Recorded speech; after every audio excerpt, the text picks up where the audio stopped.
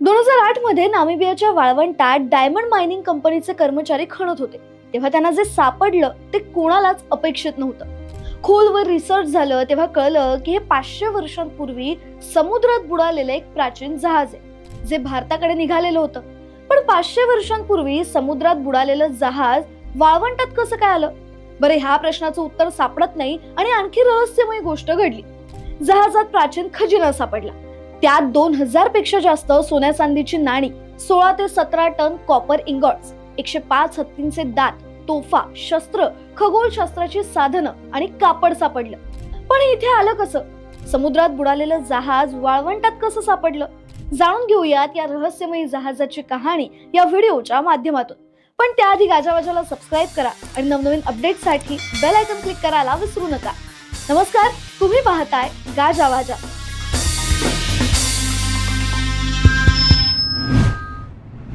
समुद्र आपल्या पोटात कितीतरी रहस्य दडवून ठेवतो. असंच समुद्रात हरवलेल्या एका जहाजाचं रहस्य उलगडण्याचा प्रयत्न आजच्या व्हिडिओमध्ये आपण करणार आहोत. पण त्यासाठी आपल्याला आजपासून साधारण 500 वर्ष मागे जावं लागेल.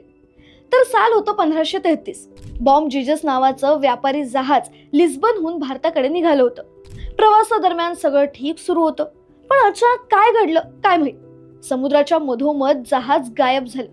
त्यानंतर ना त्याची काही खबर मिळाली ना त्याचा काही ठाव ठिकाणा. हे जहाज जगासाठी फक्त एक रहस्य बनून राहिलं. बरीच वर्ष जहाजाचा शोध घेतला गेला, पण ते कधीच सापडलं नाही. मग सगळे हळूहळू त्या जहाजाला विसरू लागले, जसं कधी ते अस्तित्वात नव्हतंच. पण मग 500 वर्षांनी म्हणजे 2008 साली त्या जहाजाचं रहस्य जगासमोर आलं. 500 वर्षांनंतर हे जहाज अचानक समोर आलं. डे बियर्स कंपनीचे डायमंड मायनर का पांडा शाडिका यांना ओरांजमेंट जवळ नामिबियाच्या किनाऱ्यावर ते खणत असताना कॉपर इंगॉट्स आणि हत्तीचे दात सापडले. आर्किओलॉजिस्ट डायटर नोली आणि ब्रुनो वेर्स यांनी खणकाम केलेल्या जागेचा नीट तपास केला आणि तेव्हा एका जहाजाचे अवशेष सापडले. तेव्हा हे जहाज म्हणजे 500 वर्षांपूर्वी हरवलेलं बॉम्ब जीजस असल्याचं सिद्ध झालं. पण हे जहाज तर समुद्रात बुडालं होतं, मग ते वाळवंटात आलं कुठून? पण हा प्रश्न इथेच थांबत नाही. खाणकामात प्राचीन खजिना सुद्धा सापडला. खणताना त्यांना 1845 कॉपर इंगॉट्स म्हणजे 16 ते 17 टन तांब, 105 हत्तींचे दात जे सुमारे 2 टन वजनाचे होते. डीएनए ने आफ्रिकन हत्तीचं असल्याचं सिद्ध झालं.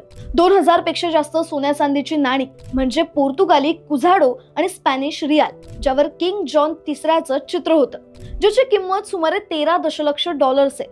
10 ते 15 ब्रॉन्झ तोफा, 50 ते 100 मस्केट्स, तलवारी, ॲस्ट्रोलॅब क्वाड्रंट कंपास सारखी नेव्हिगेशनची साधनं, 3 लीड बॉक्स, कापड आणि एकूण 40 टनांपेक्षा जास्त सामान सापडलं. हे सगळं 1533च्या बॉम्ब जीजस जहाजाचंच होतं. तर्कानुसार हे जहाज भारताच्या दिशेने निघालं असल्याचं कळलं, जे भारतातून मसाले, कापड आणायला निघालेलं होतं. त्या काळात युरोपियन देश भारताशी मोठ्या प्रमाणावर व्यापार करायचे. त्या प्राचीन अवशेषांमुळे व्यापार कसा चालायचा याचे पुरावे सापडले. पण मुख्य प्रश्न, समुद्रात बुडालेलं जहाज वाळवंटात कसं? कदाचित वाईट हवामान आणि वादळामुळे हे जहाज बुडालं आणि कालांतराने समुद्र किनाऱ्याच्या बदलांमुळे ते वाळवंटात पोहोचलं असेल. कारण नामिबियाचं वाळवंट समुद्रापासून खूप जवळ आहे. जशी वेळ बदलते तसे समुद्रात बदल होतात, तसंच या वाळवंटासोबत झालं असेल.